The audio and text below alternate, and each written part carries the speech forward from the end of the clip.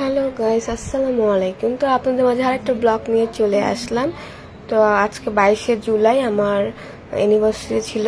আমাদের চলা 7 বছর আজকে পূর্ণ হলো।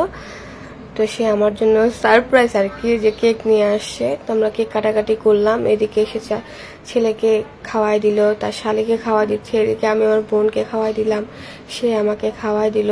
তারপর আমার ছেলের কাছে গেলাম, ছেলে আমার খাবে না, আমি জোর করে খাওয়াই দিলাম। তারপর আমি বাবার কাছে গেলাম, বাবাকেও খাওয়াই দিলাম, আম্মুকেও খাওয়াইছি, আম্মু আসে নাই। তারপর সে আমার জন্য একটা গিফট নিয়ে আসছে, মানে একটা শাড়ি, মানে শাড়িটা খুবই সুন্দর ছিল।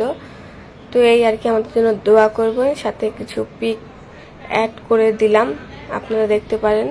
আর আমাদের জন্য অবশ্যই অবশ্যই দোয়া করবেন, আর পেজটা তো ফলো দিয়ে রাখবেন। ধন্যবাদ।